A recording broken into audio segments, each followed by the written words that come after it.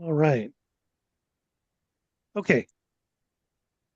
We will go ahead and get started with introductions. Um, I'm Joe McConnell with the Division of Local Government. Oh, uh, minimize my screen before I talk to you guys. I can. All right. Um, so the Division of Local Government is in the Department of Local Affairs, or DOLA, as most people call it. DLG's election program assistant, Emily Amador, is also viewing this presentation, but there's our context there. The division is required by law to provide the election manual to all special districts, but we've always felt more is necessary to both serve you and ultimately beneficial to us, because if you have a question, I'm sure many of your other DEOs have it and they can all hear it at once. Hopefully, everyone is refreshed after having 2 years off, 2 years in a not in a row like 22 and 23. Um, but now we're back at it. Mickey Mills and Sarah Luchin are with us from Hager Law, as is Anthony Sandoval. Um, be aware that none of this is legal advice. As a DEO, you will be the decision maker. Here's a few web pages and the slides. They'll be available on our website once we finish the recording and had it uploaded. Um, I definitely recommend bookmarking these once they're posted. Here's a rough outline of what we'll cover in the three classes. Today I'll talk about the basics of elections and DLG resources. We'll talk about the call for nominations, which is required starting next week. And many of you will ask about whose terms are up, and I'll discuss that in a moment. DEO 101 number 2 is pre-election prep and canceled elections. We usually get lots of last-minute self-nomination form questions, and that will be 2 days before the deadline. DEO 101 number 3 will occur after the cancellation deadline. So if you're having an election and will not cancel, you want to join us. We'll be focusing on DEO duties related to polling place elections, mail ballot elections, TABOR, UOCAVA, and basically all the steps up to election day, with the exception of election judges. That'll be a separate training. Even if you cancel, this is good knowledge to have. So I recommend at least watching the recording, but definitely log in. It's better to do that, and it'll be more interactive. Um, Also, Emily and I will be available for questions about the e-filing portal again right after the cancellation deadline and after the election date. We'll see how uh, well attended that is, and we might have two more. There is an issue right now accepting election documents. So if you have something in limbo there, you haven't done anything wrong. We're just waiting for OIT to fix something for us. Um, but overall, I think the new portal is a little bit easier to use. It's nice to have one login.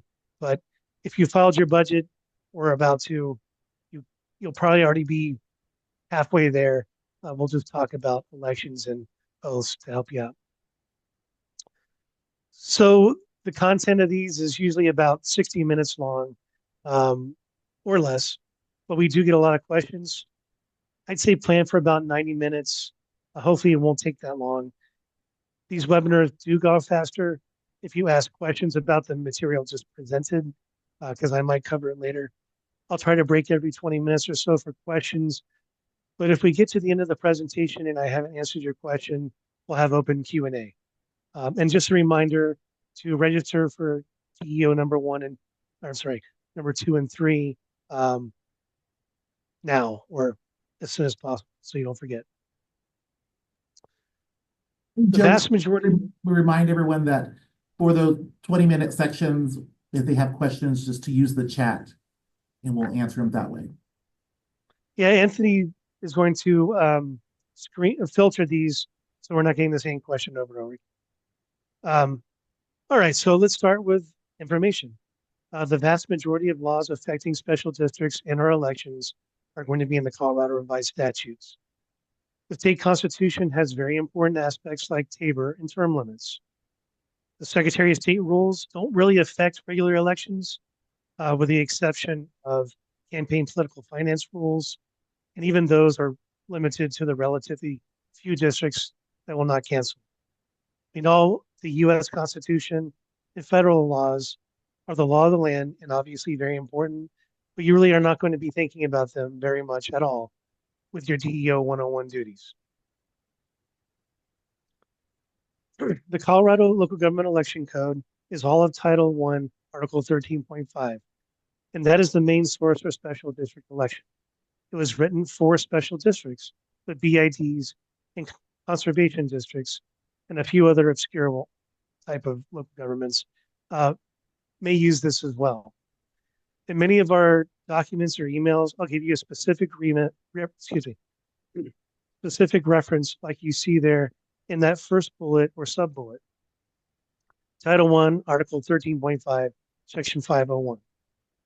Or if we talk on the phone, I might say 1-13.5-501, subsection 1.7, or something like that. If that's not clear, just let me know. The reason we provide those references is so that you may find the statutes yourself within the election manual, because ultimately you, the DEO, are the decision makers. All special districts, candidates, candidate committees, or issues committees follow Title I, Article 45, which is the Fair Campaign Practices Act. Director candidates are able to avoid filing with the Secretary of State reports if they do not receive or expend over $200. And even those are going to be a very small minority of candidates, as I'll explain in a moment. Title 32, Article 1 is also referenced quite a bit, but less frequently. It's where you'll find the definition of eligible elector, which is extremely important. Title I, Articles 1 through 13 is a uniform election code. That's the code that the county clerk, Secretary of State use. Special districts generally will not use the uniform election code unless Article 13.5, the local government election code, specifically refers to it, or when coordinating an election with the clerk and recorder in November. I have had special districts ask about using the uniform election code instead of the local government election code. Technically, you could do that by resolution, but I strongly urge that you do not do that. The uniform election code is much more complicated, and the local government election code was made specifically for special districts. So I do strongly recommend only following Title I, Article 13.5 as that.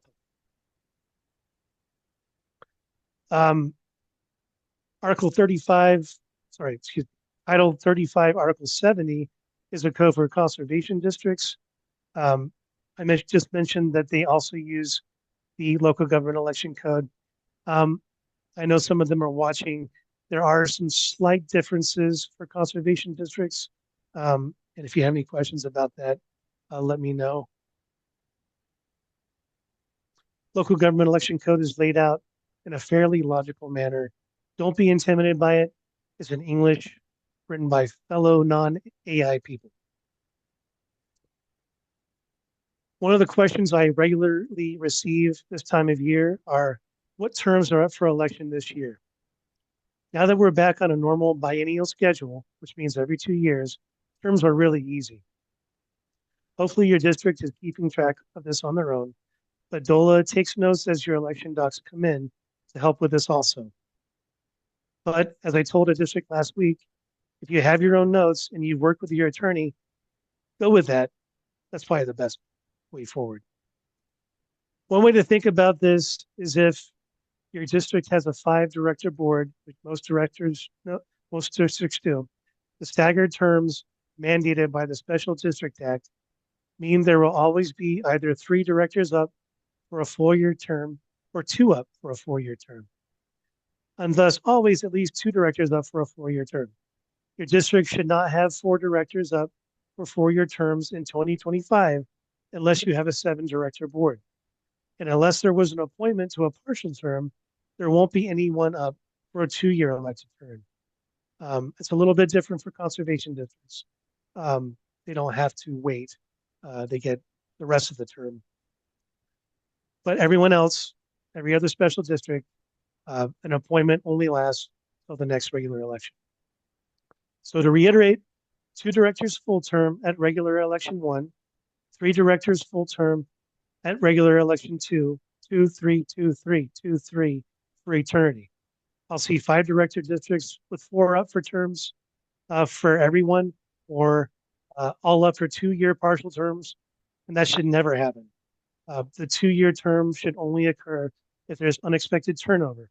It's not something a candidate can simply choose as a preference. If you cannot remember which director terms are supposed to be up this year, it's really easy to find out, assuming you filed all your paperwork. Before you call or email us, go to the LGIS webpage shown there and type in the name of your district. This is on the Director Information tab, where you can find all the information for your directors, term expirations, view oaths. This one is pretty straightforward since everyone was elected, but you want to focus on the term expiration year in that column in the middle right up top. 3 terms are up for election in 2025 because their terms are ending. So we also see that 2 director terms end in 2027. So you know that in 2027, 2 directors will be up for 4-year terms. Getting this correct is very consequential. And I very much encourage you to go to our website and verify that these filings are correct. And if you have a question about your specific district, email me and our elections program assistant, Emily Amador, and we can try to help you with that individually.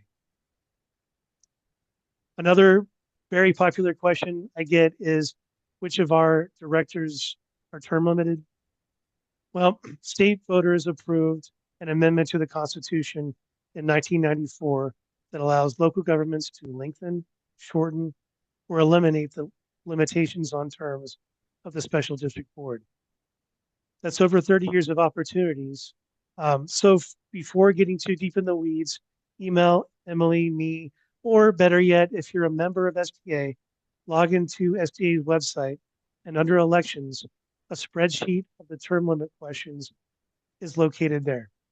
Now, those are just notes of ours, and people can mess up notes. I can mess up notes. So definitely verify that information with the actual election results and save them in many places so you don't forget them. But Emily and I can help look into those archives of ours if necessary, if you are not a member and unable to log in to SDA.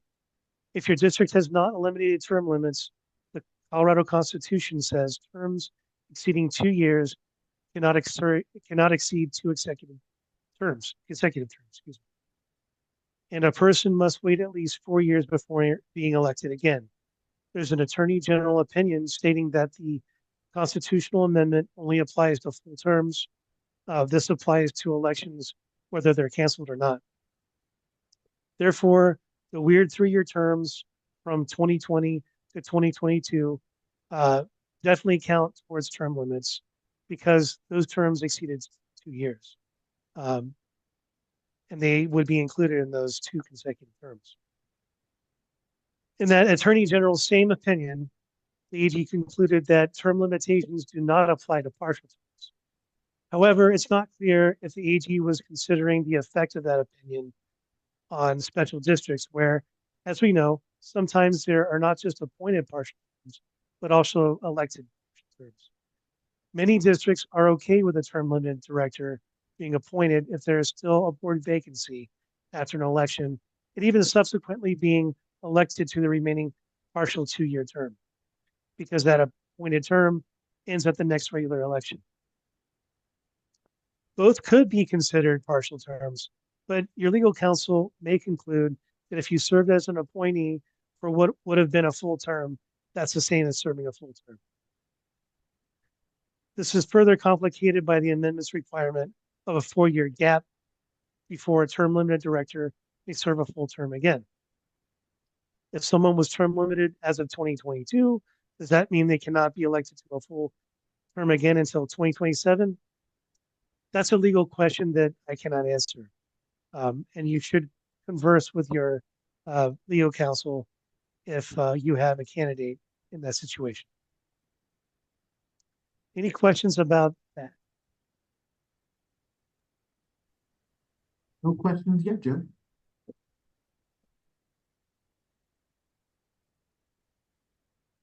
Usually that's clear as mud, so.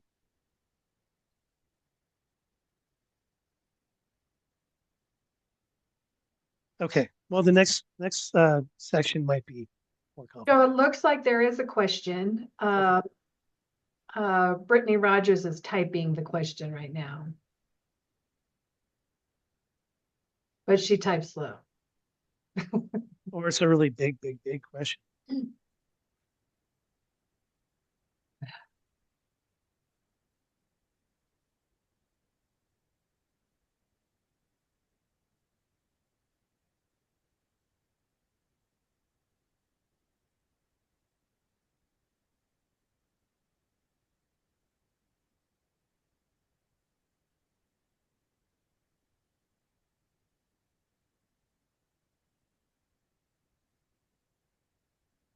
Still nothing? Oh, Here we go.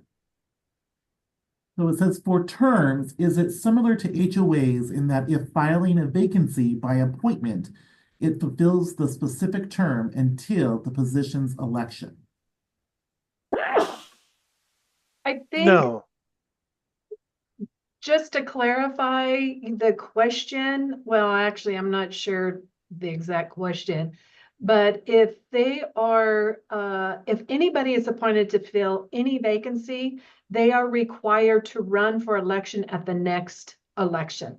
Whether it is to run for a full year term, if that person's term would have expired in the next election cycle, or to complete the term. So no matter what, and hopefully this answers your question, Brittany, no matter what, if you're appointed, you have to run at the run for election at the next election. Awesome. All right. Okay, well, I'll keep on going.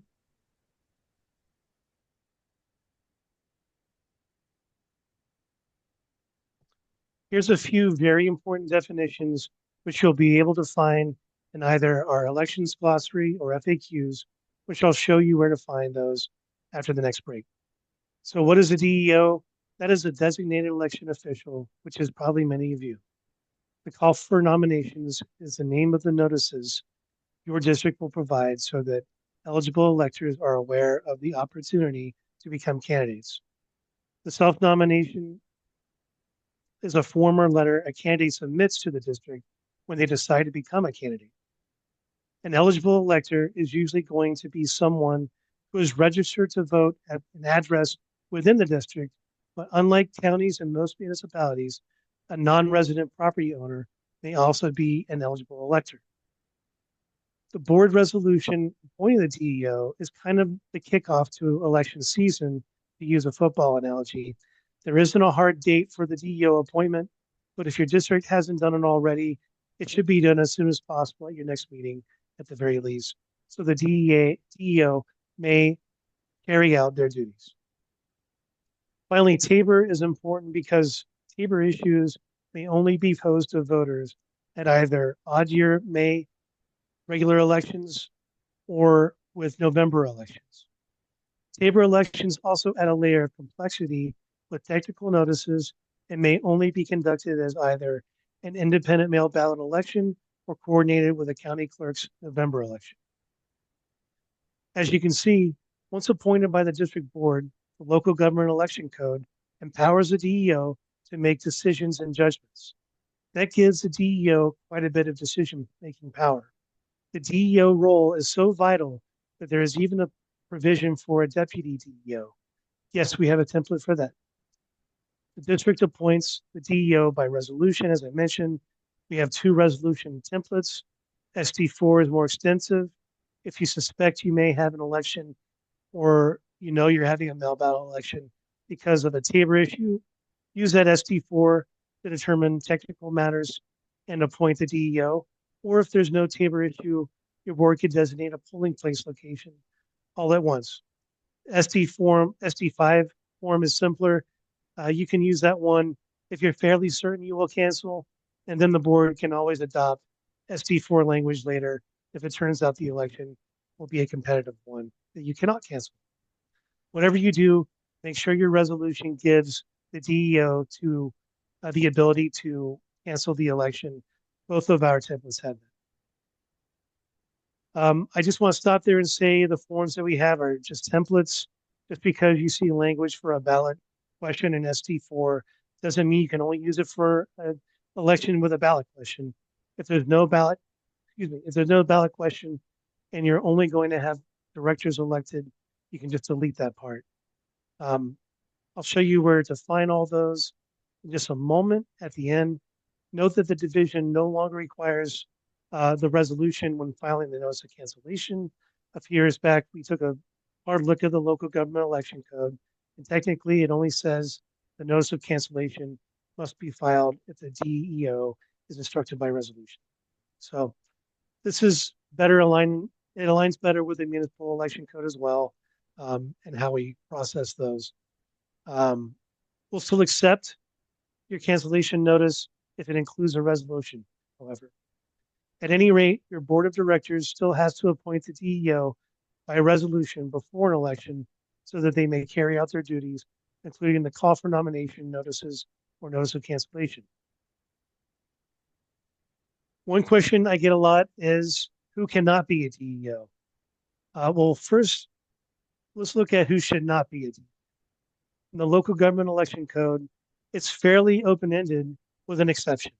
The DEO is a member of the Canvass Board, which provides the formal election certification, plus one director and an eligible elector of the district who is not on the board. The law says to the fullest extent possible, a canvasser or their spouse civil union partner should not have a direct interest in the election. Thus, the DEO or their spouse or civil union partner should not have a direct interest either. Now, direct interest is not defined, but I think it's safe to say the guidance should be don't appoint a DEO if their spouse is going to be a candidate in an election. I think we can even extend that to boyfriend or girlfriend, sister or cousin, unless there is absolutely no other options, and to the fullest extent possible, you have no choice. And you may want to document that happens. Another situation I'd warn against, which pops up from time to time, is appointing a DEO who is already a director. Same for fire chief or district manager. It could unnecessarily raise red flags from your community, even if you do everything above. Finally, if you're a small or rural, all volunteer district where you have to drag people in by their feet to self-nominate, then maybe it's okay to have a director be the DEO unless you cannot cancel. If there ends up being a competitive election, you should probably find someone else.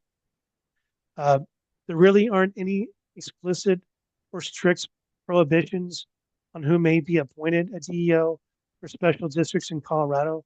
Other than that, that's why you have consultants conducting many elections at once, like Mickey and Sarah will.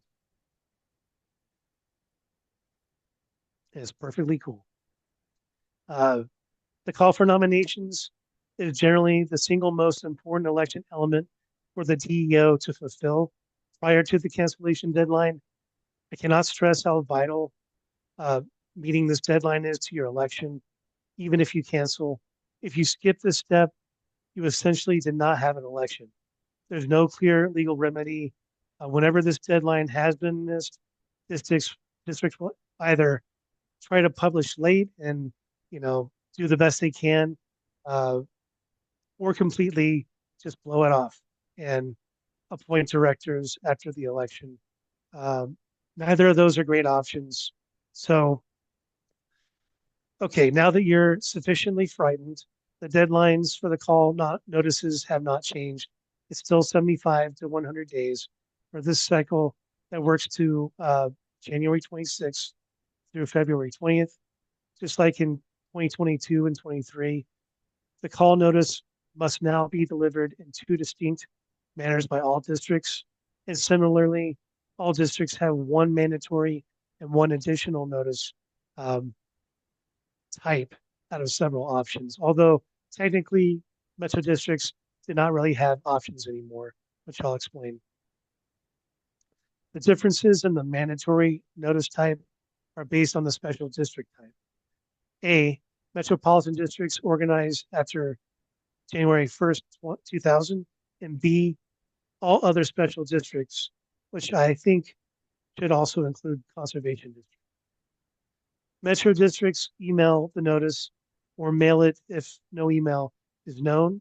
Uh, they're also required to post their call on their website due to a separate portion of SB 21262, while all other districts like water, fire, sewer, etc., still use publication plus one other option. That looks really scary, right? So I'm not going to go repeat that verbatim. It's really not too complicated. I'll break it down again.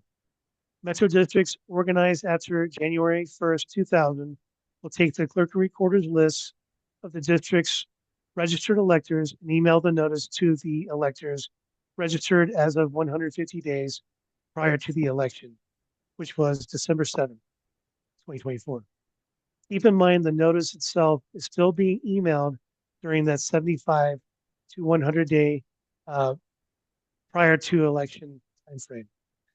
Now, if a voter on that list has never provided their email address as part of the registration process, there won't be an email address. For those voters, these metro districts must mail the notice to each address with one or more registered voters. Mickey and Sarah, sorry to put you on the spot, but would you say that the majority of your notices are email at this point? Majority are, yep. So if you have a metro district, it is getting easier in that sense. If you look at that statute above, there are several options for the second form of call notice. But as I mentioned, SB 21262 amended the call statute, but it also had a section in the Special District Act mandating that metropolitan districts created after January 1st, 2000 create websites and post multiple items, including the call for nominations. And that started on January 1st, 2023. So it's happening now forever. The vast majority of active metropolitan districts will post the call for nominations on their website by the 75th day preceding the election or February 20th, because the website requirement says no later than the 75th day. And they'll also email/mail the notice to satisfy the two notice requirements. There are some very specific exemptions to the website requirement, such as inactive districts, districts unable to collect property taxes. That could presumably still use one of the other options. These will be similar to what you'll see on the next slide. And I suppose a super transparent metropolitan district could also do more than two. There's nothing stopping you from doing that. Many do. For all other districts, including metro districts organized before January 1st, 2000, nothing really changed from 2023, at least as far as the call for nominations goes. The mandatory call notice for those districts is via publication, just like it was every other previous election cycle. There's just one more option that must be exercised among several others. Most will have three options, and some rural jurisdictions will have four. They could just mail the notice, but unless the district has few electors or already sends physical newsletters or bills, the website is probably the easiest notice for most of these remaining districts to execute. Notably, SB 21262 did not require these district types to have a website, but it's so much easier to post meeting notices now to your website instead of a physical posting that the vast majority of these districts already have a web address on file with DOLA. Finally, one question I got last year was, when do I post the call for nominations to my website? And when do I take it down?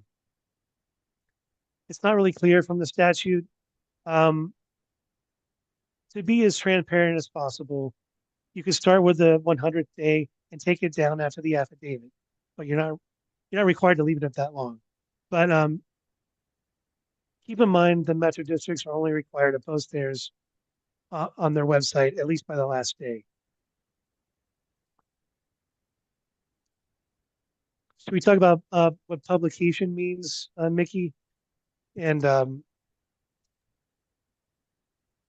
the issues of having a paper legal record? Has that been more and more difficult as you've gone on? Finding a newspaper within your district. I've only come across that once, and that's in an eastern rural county. And where the newspaper, there's no newspaper that publishes within that county, which is pretty common. So we had to go outside of the county and still find a newspaper that still circulates within that district boundaries. Okay. Yeah. So, I recommend most of the newspapers, especially in rural areas, they only, maybe not most, but many of them only publish once a week. So that's That's something pretty you probably common. want to, That's common. yeah. So I guess what I'm trying to say is talk to your newspaper, start talking to them now about um, getting a notice in the paper in time. You have time, but it'll go quick, especially if they need 2 week lead time to get something in the paper. Our call for nominations template is SD6, used as directed by your legal counsel.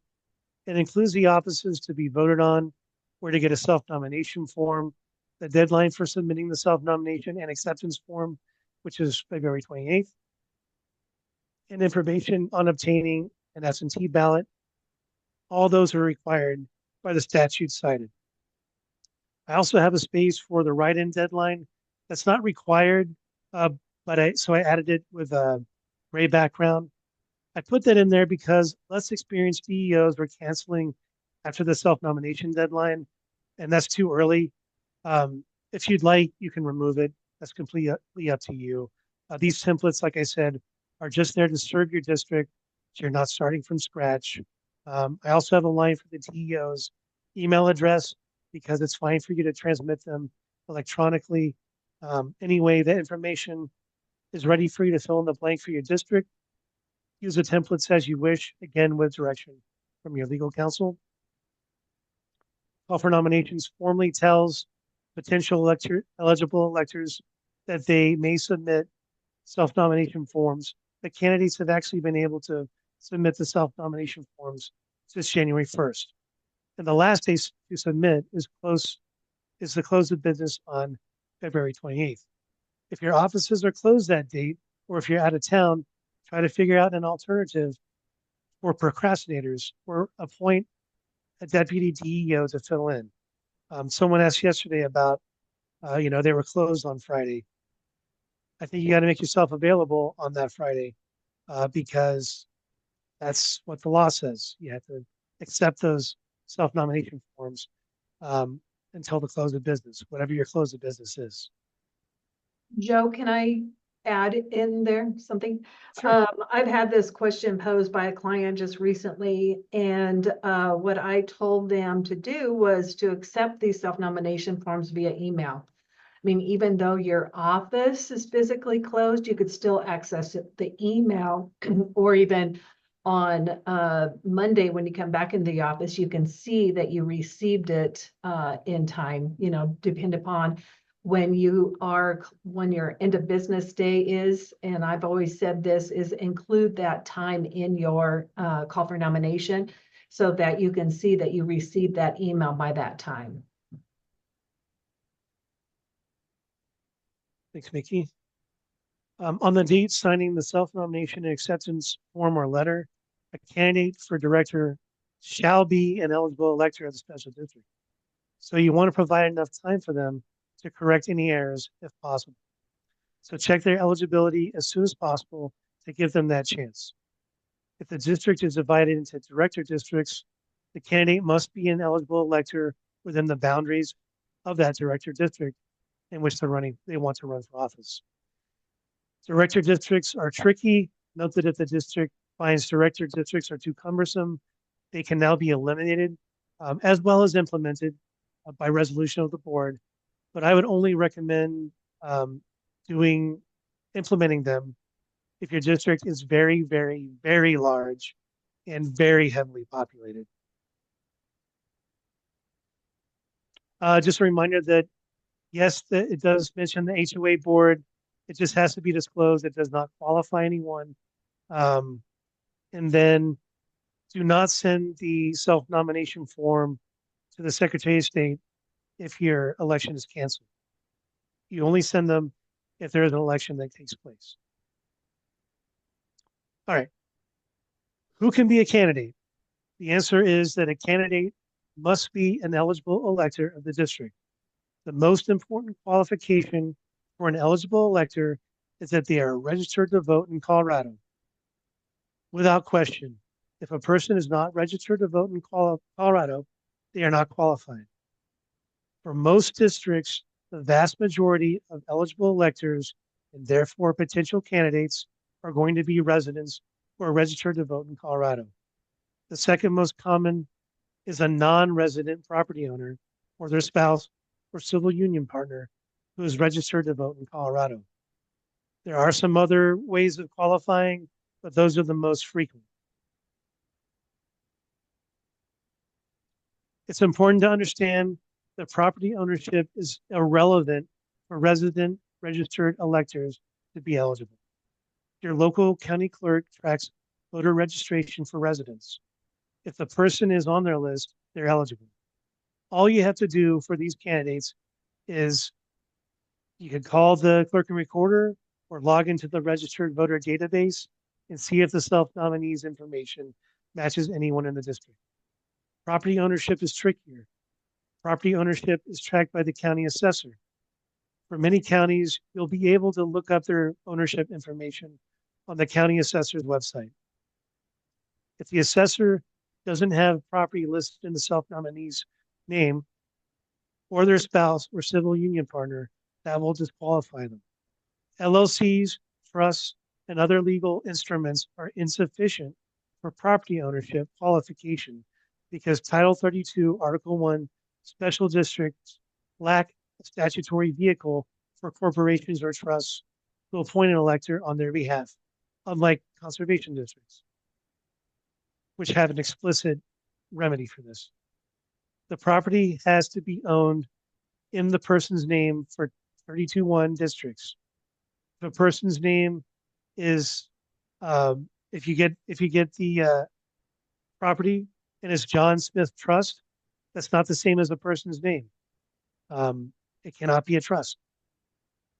But suppose you have a self-nominee who owns property in your district near Breckenridge, but is registered to vote in Colorado Springs. You will look up the assessor information for their property online to verify, then contact the county clerk to see if they are able to match that person's name to anyone in their statewide voter database. Or if you have a login, you just look in the state database. If the names match, they're eligible. There are a few other ways a person may qualify, as I mentioned. Residents and property owners are the two circumstances most common at the self-nomination stage. Finally, the biggest exception I can think of is a district employee cannot be a director. A candidate could technically be an employee, but this is probably a red flag for them. So it's important for that candidate to know that they would need to resign their job to become a director if elected. Last election cycle, there was a candidate who was offered employment if they withdrew their candidacy. Don't do that. They did that, and guess what? They were fired 2 weeks later. I got a call from the Secretary of State about that. Now, I'm sure the district did not mean to coerce the candidate into withdrawal, but you can see how that could be construed as such. It would be a violation of the Fair Campaign Practices Act to deliberately coerce someone. So let me be very clear. Do not offer a position to a candidate unless you have done some extremely thorough vetting and had a discussion with your attorney. It could be very perilous to do so.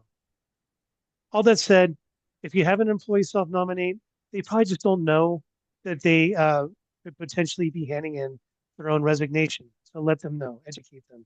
Sometimes, like last election, there was a person who was an employee but was about to retire, and they wanted to serve. They probably would have been the perfect director, and they probably are a great director. And that's perfectly fine. So just be aware of that. Mickey or Sarah, any tips you want to convey for processing self-nominations and verifying eligibility? Well, I usually just immediately confirm that they're registered to vote, and you can do that, of course, on the Secretary of State's website. If they have an address that is within the district boundaries, you can contact the county clerk and recorder and just ask them. And if their residential address is within the district boundaries, then you can just stop there. I mean, you don't need to confirm that they're a property owner or anything like that. If they reside outside the district boundaries, that's when you have to pursue confirming that they own property within the district boundaries by going to your county assessor's website. That's really the only way to confirm. And then, of course, you have to simply confirm that the witness is a registered elector by doing the same thing. And it's the easiest is obviously obtaining access to the Secretary of State's statewide voter registration list by signing up for that access information. I see there's a handful of questions about self-nomination forms in the chat. Do you want to go ahead and address those now, or do you want to wait? I think I've got a few more slides. Okay, May answer. sounds great. So, okay, so this is our template of both the candidate and a witness, which Mickey just mentioned. Sign it. The witness just has to be registered to vote in Colorado. They sign the form. Our template SD7 is on the forms webpage. I think it's best to alter these to include your district's specific information for potential candidates.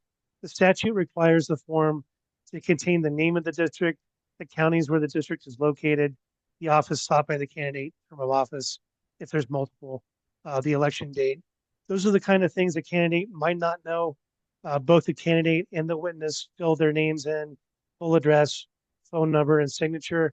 And the candidate must provide the email address and whether they are in a unit owners association. If they've downloaded the self-nomination form from our website and handed it in, that's fine. Just check to see that it's not an older version and does not show 1 or 3 year terms. And all the other basic information should be filled in properly. Don't let them fill out a 2-year term. If it's not available, make them correct it. When the candidates fill these out, our template has a checkbox that shows how they're qualifying as eligible. That's just for you. You can take that out if you don't like it. It's just to help the DEOs get your qualification effort a little bit easier. Like all our templates, the self-nomination form is for you to do with as you please under the direction of your legal counsel. If you want to remove those check boxes, go right ahead. One of the questions that pops up a lot is the witness. As I mentioned, and Mickey, they just need to be registered to vote in Colorado. They don't have to be an eligible elector of the district. That's a common misunderstanding. It's one of the few easy things. The candidates can fill out the form in front of the DEO or office staff. And if you're comfortable doing so, you or someone in your office can witness it, assuming you're registered to vote in Colorado. If for whatever reason, a self-nominee does not qualify as an eligible elector as of the date of the candidate's signature on the self-nomination form, you need to have them, both them and their witness, complete a new form if they're able to remedy the situation prior to the deadline at the close of business. I think it took a minute for me to fill out. It's not a huge ask. Last thing I'll mention is just like you can send a blank self-nomination form, I think it's fine for a candidate to email a completed self-nomination form to the DEO. Up to you and your legal counsel if you accept that manner of emailed self-nom. But I haven't seen anything that says I think most districts do that. If the self-nom deadline has passed, you're not done yet. Candidate write-in affidavits may be turned in as late as the 64th day prior to the election, which is May 3rd, or excuse, March 3rd. One good thing is it gives a special district the weekend and a Monday, find another candidate or two to fill all the potential elected positions if necessary. If there's a seat that hasn't been self-nominated for, and I think that's the most common reason these are used. You still need to ensure the affiant or candidate is an eligible elector, though. The same qualifications are in place for these candidates as was the case with these self-nomination forms, except there's no HOA question for some reason on these.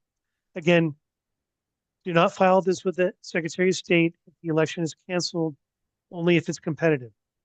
A write-in vote is counted only if the affidavit of intent or write-in candidate is filed with the DEO. So the only way write-in candidates may receive votes is if someone submitted one of these. There would be a line in this on the official ballot if you get this, but not if they do not. A voter can't just scribble a name in random. Keep in mind the write-in affidavit may cause an election. I've seen this happen before. Obviously, the candidate lost, but they wanted to cause an election. So beware. Here's the good news. It's very likely that most of you will cancel your election. That generally means that the number of candidates was less than or equal to the number of seats up for election.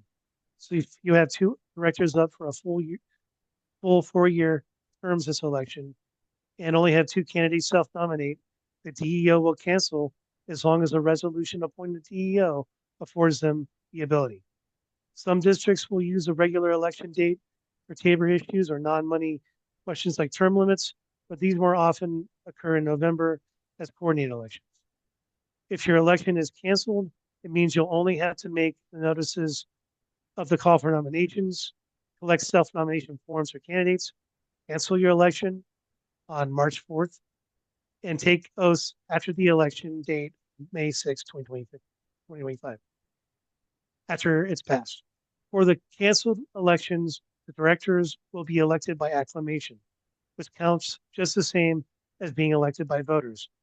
Pro tip, don't tell constituents that your district did not have an election or that the directors who were elected were appointed or appointed themselves.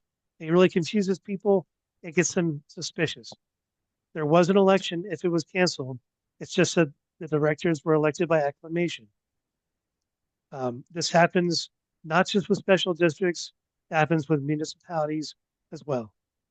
So last slide, then we'll take more questions. There's all kinds of reasons a district might conduct an elections. A lot of times, though, it just comes down to there's more interest in serving your community than normal. At the most basic level, there's two types of May elections, polling place or mail ballot, both of which are independent. Polling place elections are just what they sound like, the traditional polling place where you physically come in and vote on election day. One important aspect of the polling place election is absentee voting. This type of election is available to any special district that will not ask a Tabor question. Tabor questions involve money. Mail ballot elections are similarly aptly named. These elections are conducted solely by mail ballot. Usually a mail ballot election is done because there's a Tabor election issue, in which case a mail ballot election must take place. And oftentimes these are referred to as Tabor elections. An independent mail ballot election is often a more expensive option because each ballot has to be mailed and substantial costs are incurred just from postage. You can imagine all the other expenses if you're also paying an attorney to write your ballot language and send your Tabor notices to property owners if applicable. But if the district is not very large, or if the district has challenging geography, it's actually generally much more efficient and worth the extra expense to conduct an election in this way. And sometimes district electors simply choose to have a mail ballot election so that every voter gets a ballot. Coordinated elections are conducted by the clerk and recorder in November and November only. County clerks may also be appointed for May elections, but this is becoming much rarer in the last few years. I don't know if any actually did in the last election cycle. They haven't really shown any interest since we moved our elections to odd years, although it sounds like maybe they're willing to share election equipment sometimes, but maybe not machines. Anyway, questions? Okay, so I just want to remind everyone, or tell everyone, Emily from Joe's office is answering some of these questions. So just look at the chat. Various questions are answered in the chat as well. First question is, can board members who are not up for election publicly note support for board members who are up for election and were appointed to the board to fill positions that were vacated midterm? So we're talking about campaign issues, which there's a lot of depends on that. I mean, if this board member who is supporting a candidate is saying this as a board member, they can't do that. I mean, district boards and districts cannot support or oppose a ballot issue, ballot question, or a candidate. But as an elector, that board member can do it. So if he's out there campaigning for a candidate, that is fine, as long as he's not campaigning as a board member. This question is, why is the call for nominations posted after you start to accept self-nominations starting January 1st? It used to be that How the law's written. Yeah. Statutory deadlines. That's right. it used to be, I think it used to be more constricted, but they opened it up. We follow the law, and that's what's in the statute. I think the call for nomination requirement, the 100 days to 75 days, has been in the law for a long, long time. And there was a point where self-nomination forms, candidate nomination forms were filed prior to the year of the election, and that got too confusing. So that's why then they put into law January 1st as the earliest date. So that's just the way, like Sarah said, that's just the way the law is written. Next question is, what is considered best practice for drafting and publishing a call for nominations? For example, is it solely the responsibility of the DEO, or will the language and posting location come from the district? The form is what's to be included in the call for nomination is statutory, and you could use that call for nomination form that Joe had on his slide. The physical posting is only available to rural jurisdictions. I believe counties with under 30,000. Is that what I the have that on the- specific question was, Anthony? Posting on the website, or just posting outside of the publication and posting within the district boundaries? Is that? I believe it's the responsibility. It's a responsibility of the DEO, or is the responsibility to go to the district? DEO. The DEO is conducting this election, not the district. You've been given as a DEO, you've been given all the responsibilities of the election. It's not a board project. Yeah, this is Kevin. I'm the DEO of the Fire Protection District here in Florence, Colorado. So that the reason that I ask is because on the 26th, I've been told by the Protection District that they will be posting the announcement on the outside of the building in a little public notice area. And so I'm wondering, I mean, do I just let them do that, or do I say, hey, no, guys, I'll deal with make sure that the postings are taken care of? Well, they can, if it's the form, Kevin, if it's the proper form that you've prepared, that you're publishing, and then doing whatever second method you're doing, Mhm. same one, that's fine. It's just, to them, it's probably transparency. And quite frankly, you know, they could post it on their Facebook if they want, but as long as Okay. it's the form that you've prepared, that's fine. Okay, And you perfect. have complied with the other two provisions as far as publication or whatever your second method is. Yeah, and I apologize. One last question about that. So I own the local newspaper, the Florence Reporter. So I'm actually publishing the newspaper right now, but the turnaround time, the paper won't actually be published. Like I won't receive them. I have to receive them. They're shipped to me. So I'm publishing the announcement in this issue, but I won't likely receive those newspapers until like the 27th or the 28th because of the turnaround time. Would that be in violation of that mandatory law? Because it's technically going to be published before the 26th, but I won't receive the physical newspapers until after then. So you'll receive them as the publisher and then you provide them to the persons who, your constituents Yes. through the 26th. Yeah, that's fine. I mean, Okay. we don't get into the reads on when a publisher prints papers and stuff. It's when the people receive the newspapers that we care about. Okay. Thank you. Thank you, everyone. Let's try to stick with the chat just to help with brevity of time and moving along. Next question comes to, due to the elimination of a non-compliant website, is a Facebook page acceptable to use for postings? That's not within the statutory options. That can be a third choice, but that's not within the statutory options. You're going to have to look up and use an option that is within, that's allowed. Facebook as a second is not allowed.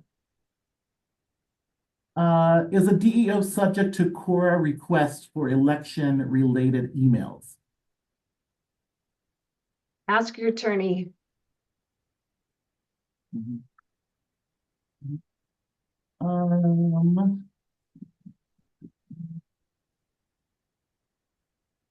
Can you say the name of the person you're on? Trying to figure out where we are on the chat. I'm right now at an Ellen Schultz. Okay. Does the DEO have to provide a phone number or an email address? On the call for nominations? We typically just use our email address, whatever is easiest. Email these days is something that we check quite regularly.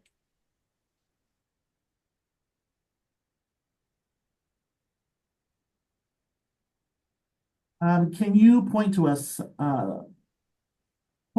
to a resource for filing deadlines and which agency should be receiving the filing? And I think you're going to cover that, right, Joe?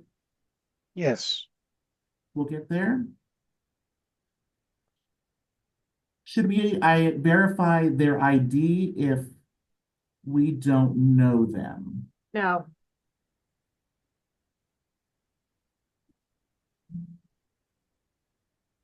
Does the published call for nominations notice need to be included in the DEO's deputy contact info as well as the DEO?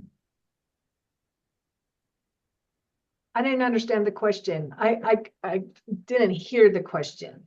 So Uh, when you're oh. doing the call for nominations, do you have to have the DEO, if there's a deputy DEO, do you need to include that information is what I'm gathering? And you don't have to include the deputy, but you do have to include obviously the DEO's information. Is it public information as to the name of who picked up a self-nomination form?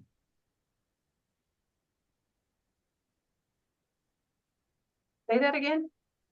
Is it public information as to the name of who has picked up a self-nomination form? I don't think that's public information on who picked it up, but it's going to be public information on who filed. Yeah, the self-noms are public record, or they're, they're public records. So, I mean, they can download them from our website. Did they get them from me? So,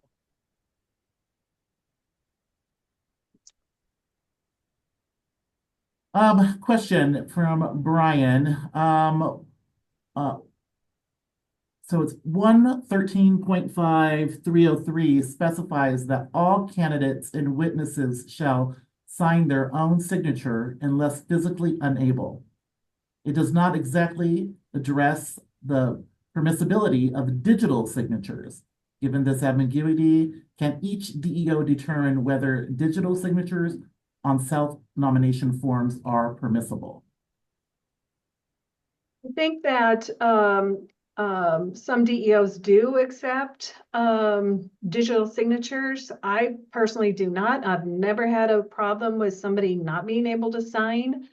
But I receive self-nomination forms where their signature is typed in. I don't accept that. I mean, they have to make an effort. If it is a DocuSign, that would be fine for me. I've never had that as a issue. But I would say if the DEO wants to accept a digital signature, I guess that would be fine. I do not. I agree. I do not either. Can a commercial property developer, or church allow someone to use their property to run for director? Might ask your legal counsel. I didn't hear the question. Can a commercial property or developer or a church allow someone to use their property for a director? I believe it's I to think use. that would be prevented by 32(1)(808). I still don't understand the question. Use their property for the director? As their home address. Oh, no, it has to be their residential address. Yeah. I mean, if it's a pastor, I mean, That's where they live. They got to be able to confirm voter registration. Right.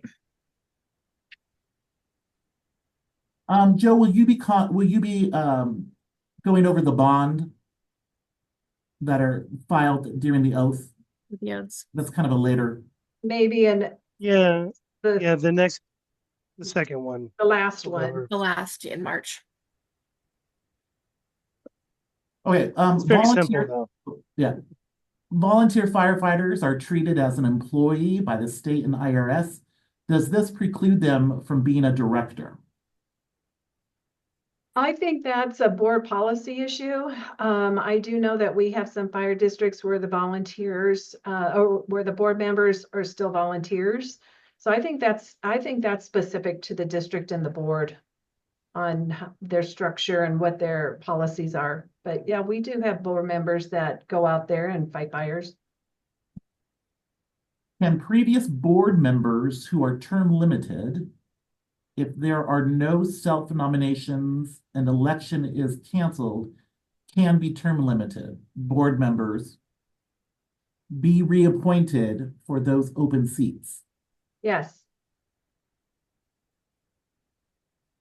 Yes, because like I previously said, a person who is appointed is up for election, must run for election if they so choose at the next regular election date. So that would be considered a partial term. It's not a full term. Do metro districts holding elections in May need to translate election materials into Spanish for additional counties added under the Colorado Ballot Access for All Citizens Acts passed in 2021? Only in those bilingual counties. And Sarah, do you remember who those bilingual counties are? We've got Denver, Adams, Conejo, La Plata. Lodge. La It's Plata is Utes. cute. And we'll talk about those counties next Yeah. presentation. But the big ones are Not much to obviously say. Denver and Adams, Comes. but there are others. Is Next question, is an eligible elector a resident if the district is not shown in voter registration, but the district's debt service fund is shown only instead? I'm not sure if I understand that question. I'm not sure. If they, and that's too specific of a question to answer. I mean, if, for instance, if a district has debt and they exclude property from their district boundaries, that property is still subject to the debt service for that district until that debt is paid off. But they're not an elector of that district. So that might be that situation, but that's too specific of a question to know. And Melissa, maybe this might be something just to, give us a call and we can answer that more specifically for you. Next question, anyone who is looking for a voter registration lookup, oh, no, that's just a comment, sorry. Our call for nominations to be in English and in any other language, but only in those. In those specific counties. Yep.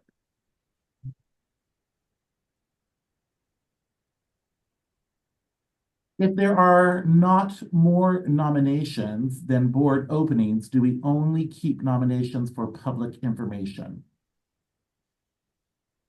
If you're canceling, that's correct. You don't file those self-nomination forms.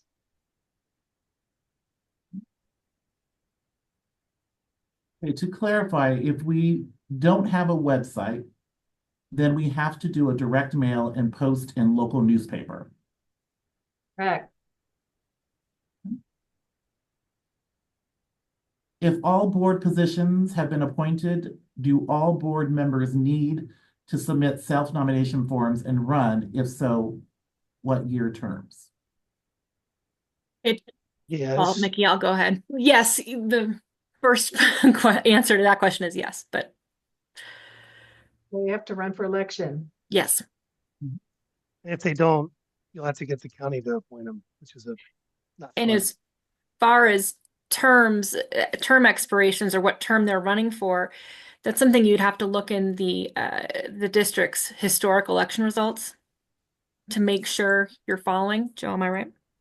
What do you Yeah, think? Laura, email me afterwards and let me know what district you're asking about. I can look at historic records and see what your staggered terms are supposed to That's why it's so important to keep track of terms Mhm. when you And- have more vacancies. Next question, we're almost done. If the district post-2000 is required to email or mail, but do not have electors, and you post on the district website too, is there a need for picking another option to use 2 avenues? If it is a metro district that's organized after January 1 and they are required to email or mail to their registered electors, and there are no registered electors, then all they'll have to do is post on their website. Last question. We're a district less than 30,000 people. Our local newspaper runs once a week. The call for nominations will be in the newspaper next week, January 28th. Is that okay? Well, After yeah, it's that's after the okay for the 26th. publication requirement. They'll have to do one other method of providing that call for nomination. Okay. Did we answer the sales tax question? I think I saw one up there. This one, let's see. If you see it, Joe. Yeah, it was about and now I can't find it, of course, but it was just a question of, do we have to have a mail ballot election if it's a sales tax question? And that's a Tabor election. So yes, it will need to be a mail ballot election.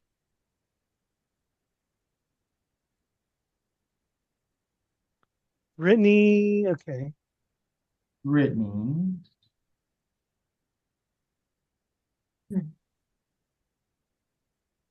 Hard to search for these things. Yeah, there's I stopped following. It was getting too complicated.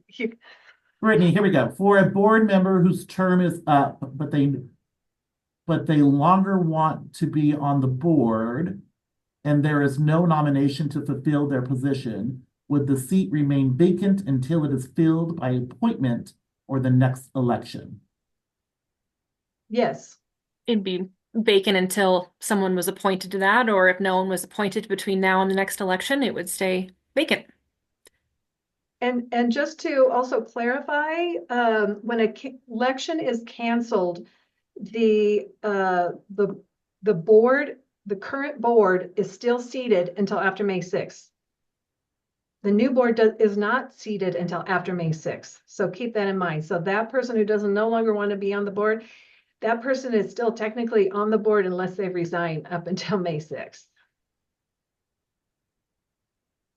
A couple have come in. What if a self-nomination form that is emailed to the DEO doesn't have a witness signature?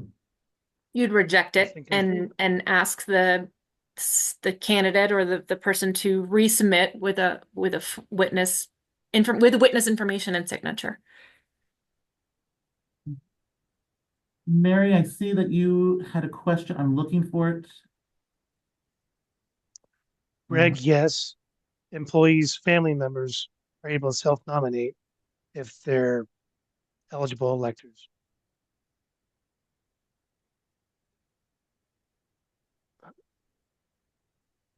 I thought I saw something about the chat being annoying. I think you can close that if it's bugging you.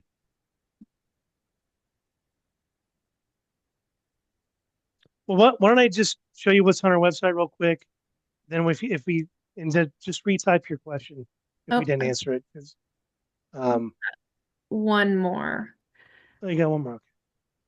Can a DEO witness a self-nomination form? Yep. Okay. The answer is All right. yes. So here's our website. In the slides that you'll see on our website soon, and I assume SDA, you'll be able to click these and bookmark. But here's the elections main page. I think the best place to start with any election is the election calendar, just because it's chronological and it makes sense to most people that way. So there you got your call for nominations and the two ways that are possible. Deadlines all the way past election day. Very cool stuff.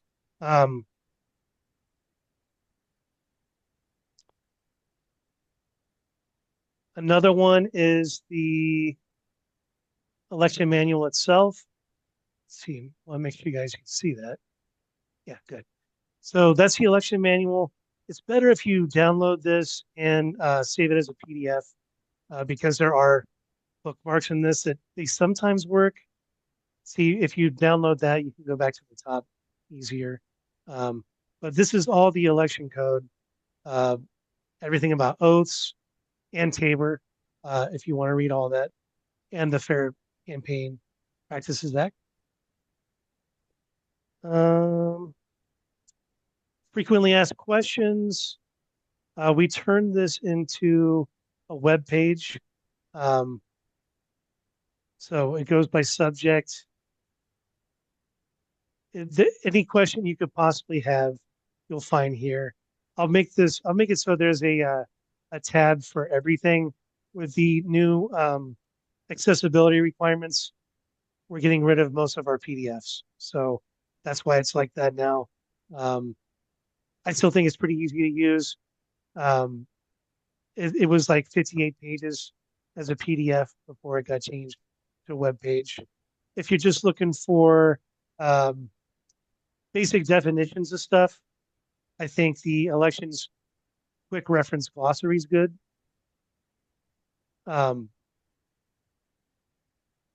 Lots of definitions here. If you forget what, a canvas board is, what's that? There's your definition. Very simple. We have the legislative update for the 2025 election. There really hasn't been much except for that ambulance and fire district bill. So I have everything going back to 2020, which had more interesting stuff in it. What else?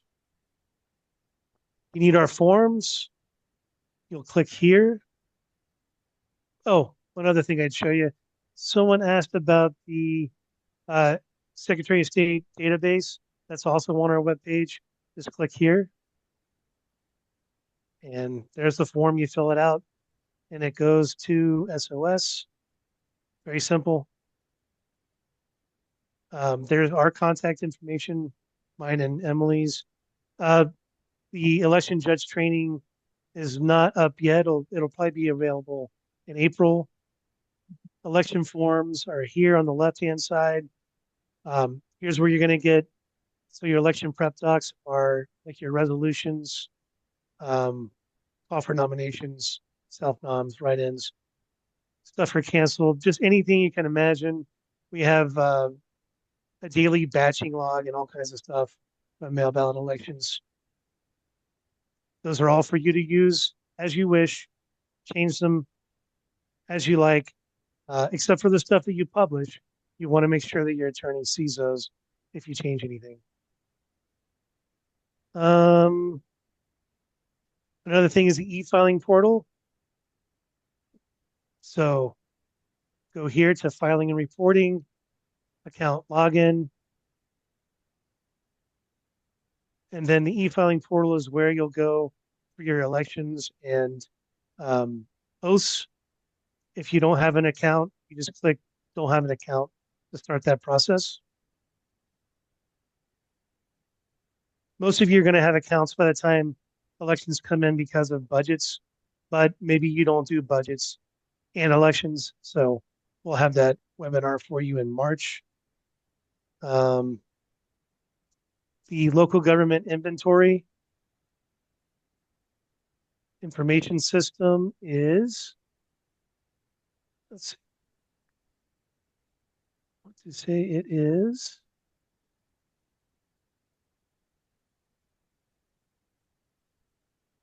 I can't remember off the top of my head. But it's bookmarked in the slides. This is where you're going to go to look up your district. So you just type in the name. There's the one I'm on. Click view.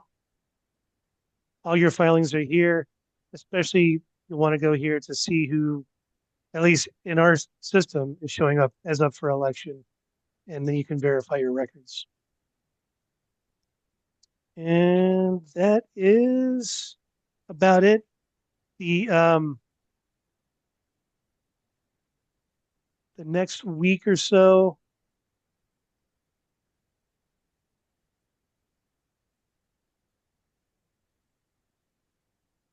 we will have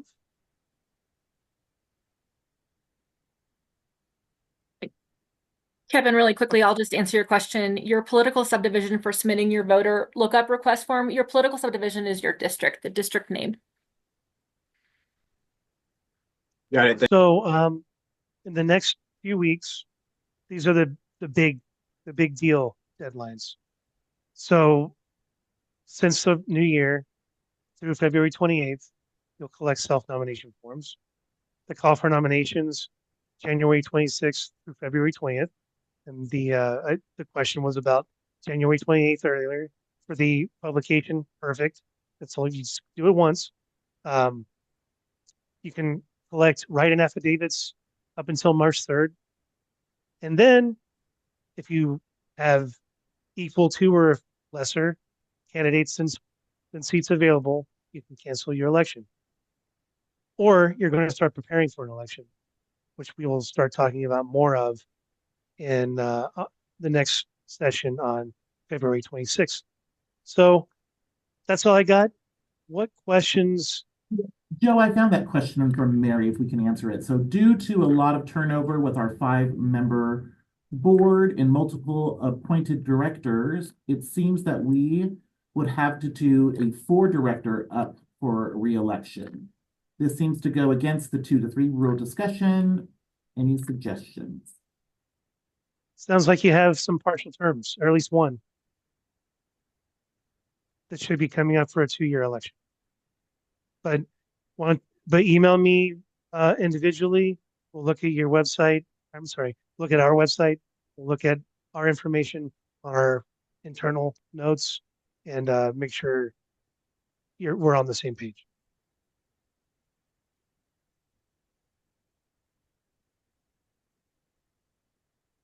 $13.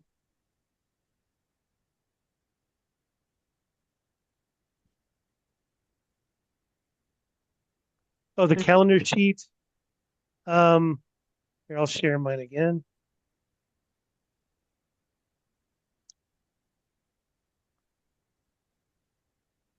If I can figure out where it is. While you're doing that, Roxanne's question, if we have fewer self-nominations than open positions, did you say we can cancel the election? Yes. If you do not have more self-nomination forms and seats available, you can do a happy dance and cancel your election. Okay, so here's our website. Well, there's a DOLA website. Go to local government and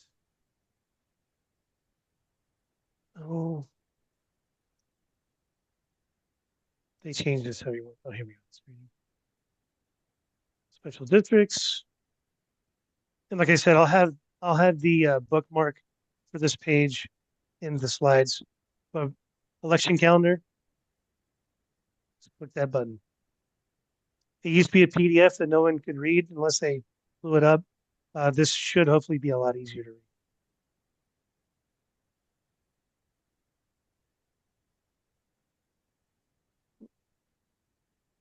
I'll stop sharing.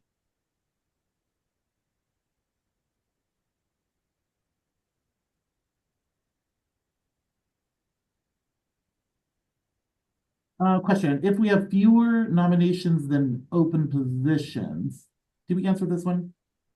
Yeah, we did, Anthony. Okay, Yep. good, thank you. This next one from Rachel, we have not. We may have answered. Actually, we have. So self-nomination forms that were emailed to the DEO that don't have a witness signature, you have to reject. You cannot accept those. You have to have it completely filled out with the witnesses information and signature. So you cannot accept partially completed forms. But they can correct them. But they can. If They they have have time. until they have until the 28th to correct them.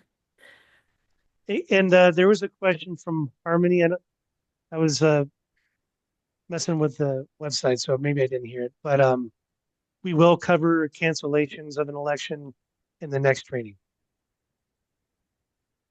For those counties that needed the information translated in a different language, I assume that all forms would need to be translated. Is that correct? All forms that an elector would need to read and sign. Will need to be. Yeah. Yeah, I mean, you wouldn't have to, your like your budget doesn't have to be in Ute, although that's not a language that can be Right. written. I I think think this is just election related stuff. Yeah. from what I understand, not that I don't think we'll use Ute a lot, but it's a spoken language. There's no written language, so you have to have a translator. But I have not faced that And issue. I've got at least one slide about that Oh. for next session, so Okay, wonderful. we can talk about that. Love it. But yeah, it's everyone always is worried about that. There's not an easy answer, unfortunately, but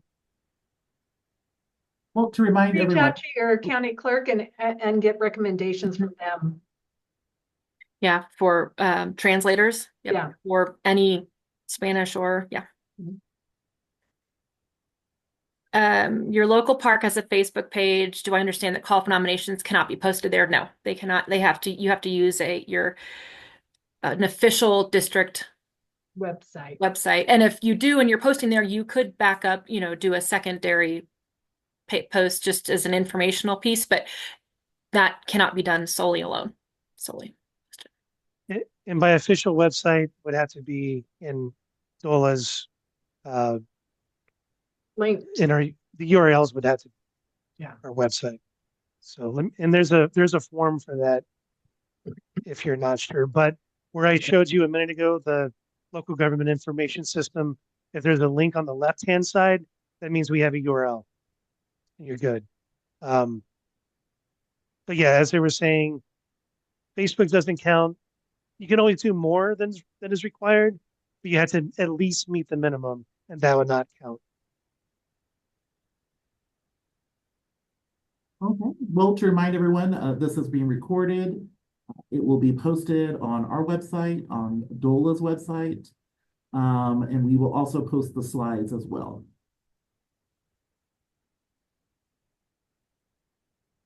Quick question from Angelique. Quick question, follow-up question. Sorry if I missed it. Can our board members be the witnesses for other board members' self-nomination forms? Absolutely. Anything else, Joe? Thank you for hanging out with us. Thanks, Mickey, Sarah, Anthony, and Emily also. You, Joe. Thank you, Joe. Thank you, Emily. Thank you, Emily. Oh, and unless you're a client, do not contact Mickey or Sarah. Everyone else can contact me, though. Thank you. That's And just so you know. I know backing up that sometimes that gets confused. if your district has legal counsel, reach out to them, and they can help you. Anthony, thank you too, by the Yes, way. Anthony. Thank you. Oh, certainly. Okay, well, then we will end today. Everyone have a wonderful Thanks, day. guys. Good Have a luck. good day. Good luck. Thank you. Afternoon.